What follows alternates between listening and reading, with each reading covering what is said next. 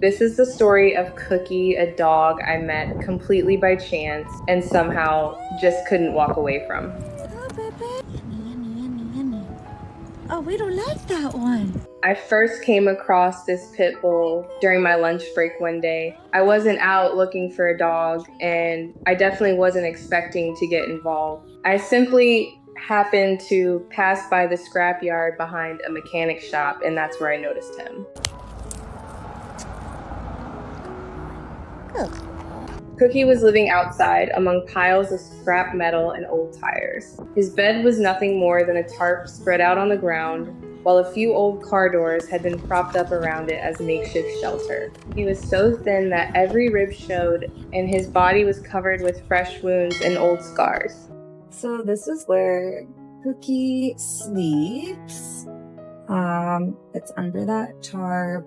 He didn't bark or come running over. He just stood there quietly, watching me. Something about him made me stop. The next day, I brought him a treat. That's when I started calling him Cookie. The name came to me without much thought, and somehow it just suited him. From then on, I kept coming back. How are you?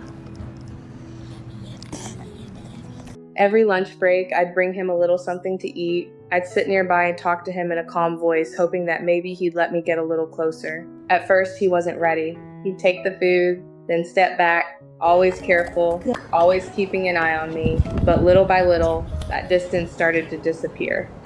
Hi, Cookie.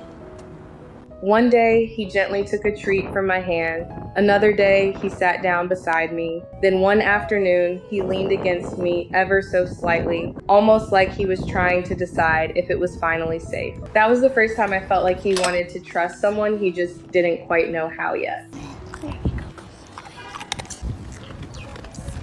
As the weeks went by, we built a relationship. Cookie, the mechanic who owned him, and me. I eventually learned that this was where Cookie lived all the time. When I asked where he slept, they pointed underneath the tarp. No blanket, no bed, just dirt and pieces of metal. I remember driving back to work that day with a heavy feeling in my chest because I couldn't stop thinking about him. Wait. I have to go now, okay? See you tomorrow. Okay, bye. For months, I kept asking if I could take Cookie home. I never wanted to pressure anyone, but I couldn't stop trying. I told them I'd take full responsibility. More than anything, I just wanted him somewhere safe. Every time I had to leave, he'd watch me walk away, and with each visit, it became harder to say goodbye. One more. Here you go.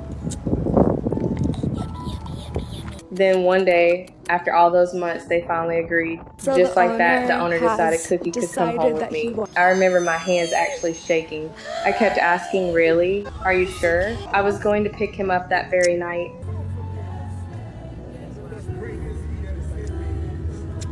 Once Cookie came home, it was obvious he'd never really experienced life inside a house. He had no idea what a crate was, or what a dog bed was for, or even how stairs worked. He simply stood there staring at them as if they made no sense. The first time he stepped onto carpet, he froze. When he saw a couch for the first time, he walked around it carefully before getting any closer.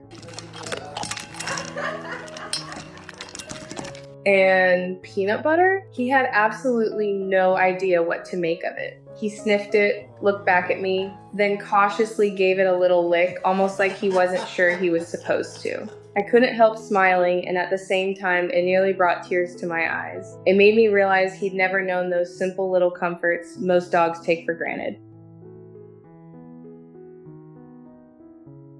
Little by little, Cookie began to change. He started sleeping more peacefully. His tail would wag whenever I walked into the room.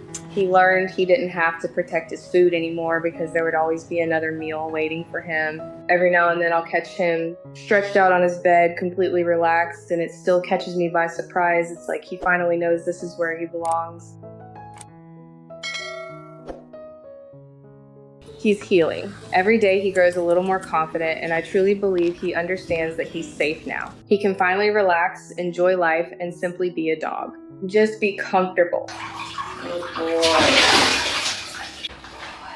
Sometimes he'll walk over and lean his whole body against me, not because he's scared, but because he simply wants to be close. Every single time he does that, I'm reminded how lucky I am to be the one helping him discover this new life. He's such a special dog. He really is. and he's never going anywhere. He's my baby now.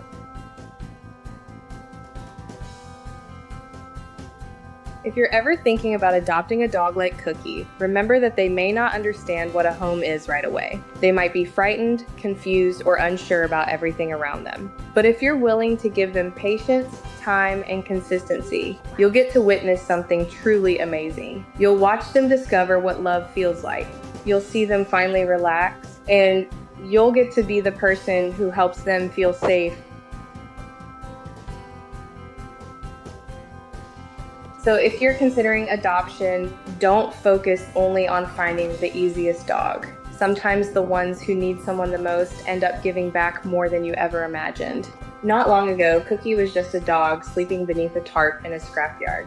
Today, he falls asleep peacefully beside me every night. And even now, it's hard to believe he's finally home.